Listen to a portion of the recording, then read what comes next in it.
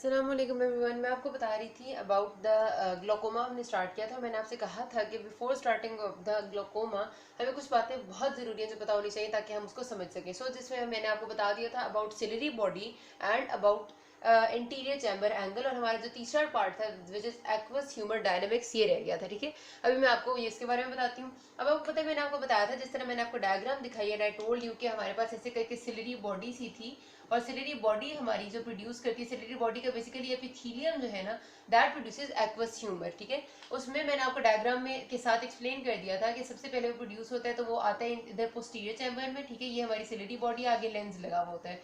यहाँ पर जब प्रोड्यूस होता है आपका एक्वस ह्यूमर, तो पहले वो आता है इधर इंटीरियर पोस्टीरियर चैम्बर में।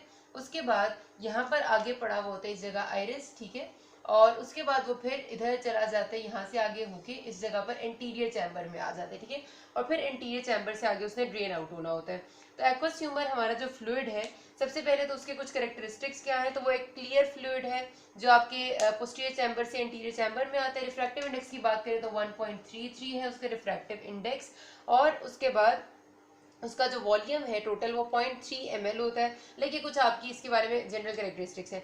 कॉम्पोजिशन क्या होती है इसकी, कॉम्पोजिशन में आपने बस एक इंपॉर्टेंट बात याद रखनी है कि 99.9% वाटर है और ओनली 0.1% जो है वो इसमें सॉलिड है। ठीक है, प्रोटीन्स भी 1% से भी लेस है।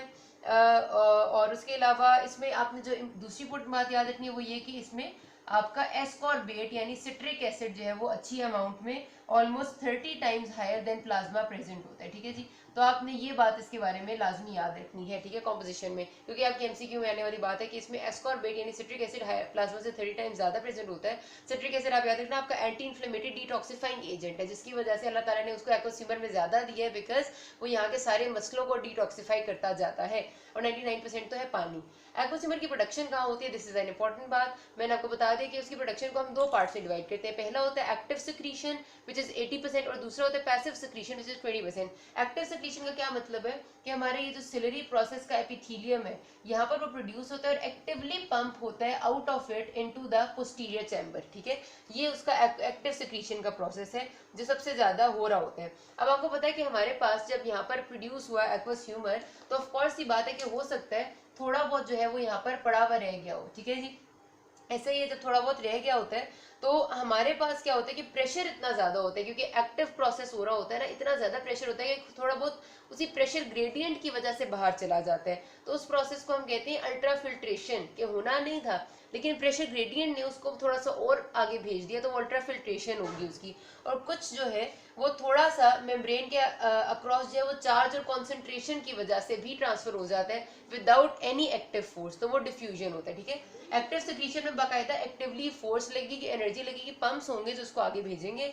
और जो पैसिव सिक्रीशन है उसमें जो पहला प्रोसेस है अल्ट्रा फिल्ट्रेशन, उसमें मैंने बताया कि आपको जो उसका प्रेशर होता है ना पंप्स का, उन्हीं की मदद से, मतलब वो अलग से कोई प्रेशर नहीं ले रहा, अल्ट्रा फिल्ट्रेशन हो जाती है। और कुछ जो है वो आयन के ग्रेडियंट की वजह से चला जाता है, तो उसको हम डिफ्यूजन कहते हैं। लेकिन जो मेन प्रोसेस है वो हमारा एक्टिव सिक्रीशन का प्रोसेस है।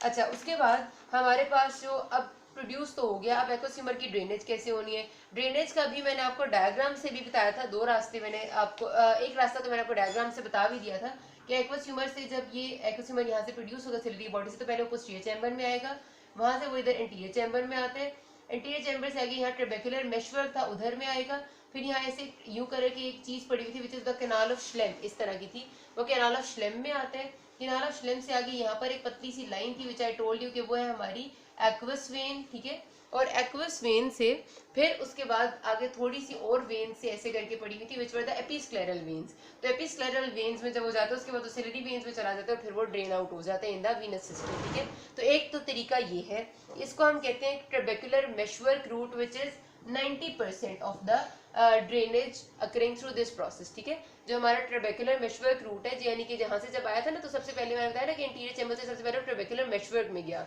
मेशवर्क के बाद वो कैनाल में गया, और कैनाल के बाद वो दो वेन्स में गया। तो क्योंकि ये वाला प्रोसेस मोस्टली अकरिंग है, तो इसलिए हम इसको कहते हैं ट्रेबेकुलर मेशवर्क रूट, और ये 90% होता है।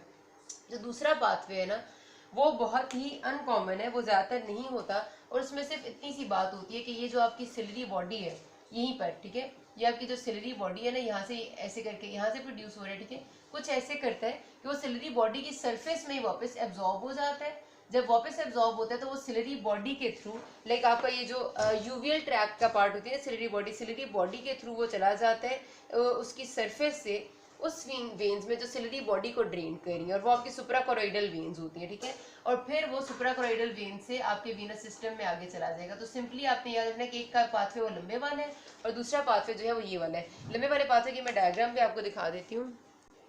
सी, अब ये आपकी डायग्राम है, इसमें आपको कितना क्लियर नजर आ रहा है कि एरो भी बना हुआ है इनने कि सिलरी बॉडी से वो प्रोड्यूस हुआ है पोस्टीरियर चैम्बर में, वहां से एरो कैसे कर्व होके आगे आया इंटीरियर चैम्बर में, उधर से आगे आपकी ये जो पहले सबसे छोटी सी चीज़ है, एक सेकेंड, ये जो पिंक वाला ये आपका ट्रेबेकुलर मेशवर्क आ गया, ठीक है। उसके बाद ये जो छोटी सी चीज़ है this is the canal of Schlemm, फिर ये जो पतली लाइन है ये एक्वस वेन, और उसके बाद ये चला जाएगा इनटू एपिस्क्लेरल वेन्स। तो ये आपका सिंपल सा पाथवे है to drain the aqueous humour, ठीक है। उसके बाद हम देखते हैं कि हमारा नॉर्मल इंट्राऑक्यूलर प्रेशर कितना होता है। तो आपका जो नॉर्मल इंट्राऑक्यूलर प्रेशर है, इंट्राऑक्यूलर प्रेशर का मतलब है ये जो आपका एक्वस ह्यूमर यहाँ पर पड़ा हुआ है, ठीक है। ये अगर आपकी आई है इस तरह से, ठीक है, आज मैंने इस तरह बना दी है, तो आपका यहाँ पर लेंस है और इधर सिलरी बॉडी है, ठीक है, ऐसे करके अटैच्ड है। तो यहाँ आपका एक्वस ह्यूमर पड़ा हुआ है। ये जो एक्वस ह्यूमर है ये जितना प्रेशर एक्सर्ट कर रहा होता है उसको हम इंट्राऑक्यूलर प्रेशर कहते हैं। नॉर्मल आई में this is 10 to 21 millimetres of mercury. ये इंपॉर्टेंट टर्म है, ये आपके ऑस्पी में भी आती है, आपके एमसीक्यूज में भी आती है, आपने याद रखनी है, ठीक है। और एवरेज अगर हम कहें तो that is 16 ±3 millimetres of mercury, ठीक है। मतलब ये कि 16 के अराउंड ही होता है नॉर्मली। अच्छा, उसके बाद कहते हैं कि हमारे पास ये जो इंट्राऑक्यूलर प्रेशर है इसमें दिन के टाइम में मतलब पूरे 24 आवर्स में वेरिएशन होती है। उस वेरिएशन को आपको पता है हम डायरनल वेरिएशन कहते हैं। होता ये है कि 5 मिलीमीटर्स ऑफ मर्करी ये ज़्यादा या कम हो सकते हैं depending upon the day time, ठीक है।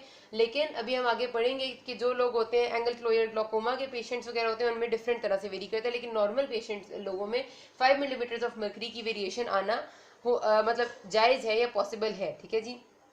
अच्छा, उसके बाद अब हम देखते हैं कि हमारे पास ये जो हमारा एक्वस ह्यूमर है इसकी किस हिसाब से रेगुलेशन हो रही है। तो जाहिर सी बात है कि हमेशा कोई चीज़ अगर फ्लूइड है और प्रोड्यूस हो रही है तो rate of production and rate of drainage के बीच में सारी की सारी रेगुलेशन जो है वो लाई करती है। अगर प्रोडक्शन ज़्यादा हो जाएगी, ड्रेनेज नॉर्मल है, तो भी हमारा इंट्राऑक्यूलर प्रेशर इंक्रीज हो जाएगा, और अगर प्रोडक्शन नॉर्मल है और ड्रेनेज नहीं हो रही तब भी इंट्राऑक्यूलर प्रेशर इंक्रीज हो जाएगा। तो ये दोनों प्रोसेसेस नॉर्मल होना इंट्राऑक्यूलर प्रेशर को नॉर्मल रखने के लिए बहुत ज़्यादा ज़रूरी है, ठीक है। अब फिर हमारा एक्वस ह्यूमर होता क्यों है, उसके फंक्शंस क्या क्या हैं। तो अगर हम फंक्शंस की बात करें तो सबसे पहला फंक्शन तो उसका है ही सबसे इंपॉर्टेंट ये कि वो आपका इंट्राऑक्यूलर प्रेशर मेंटेन रखता है। मैं एक्वस ह्यूमर के फंक्शंस की बात कर रही हूँ। इंट्राऑक्यूलर प्रेशर आपकी आई को टोन देता है, आपकी आई को उसका जितना जिस तरह से वो उसकी शेप है वो देता है। तो इंट्राऑक्यूलर प्रेशर जो है वो सबसे पहले मेंटेन रखना एक्वस ह्यूमर की नॉर्मल अमाउंट का काम है। दूसरी चीज हमने पढ़ा था कि कॉर्निया जो है it is an avascular structure. तो एवेस्कुलर है तो उसकी न्यूट्रिशन की सप्लाई जो है वो आपकी सारी की सारी एक्वस ह्यूमर पूरी करता है। एक्वस ह्यूमर में न्यूट्रिशन होती है which supplies to the cornea, जिसकी वजह से उसकी कॉर्निया की सप्लाई, कॉर्निया की जो न्यूट्रिशनल सप्लाई पूरी होती है।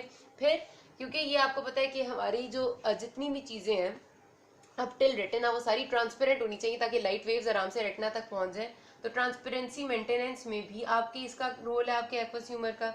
और उसके बाद जितने भी ये एवेस्कुलर स्ट्रक्चर्स हैं हमारे, यानी कि फिर से वही बात है, कॉर्निया जैसे एवेस्कुलर है तो उसके पास जाहिर सी बात है अब कॉर्निया है तो एक स्ट्रक्चर है, उसके कुछ वेस्ट प्रोडक्ट्स भी होते होंगे, तो उनके वेस्ट प्रोडक्ट्स की जो रिमूवल है वो भी इसमें एक्वस ह्यूमर में वो ड्रेन करते हैं और फिर इसके थ्रू वेस्ट प्रोडक्ट्स भी रिमूव हो जाते हैं। तो ये सारे बेचारे इसके फंक्शन है। आपको ये अच्छे से समझ आ जाएगा तो ग्लोकोमा भी समझ आ जाएगा। अभी तक कोई मसला हुआ, we are done with anatomy. अगली वीडियो से हम ग्लोकोमा स्टार्ट करेंगे, तो कोई मसला हो you can always ask me. Thank you.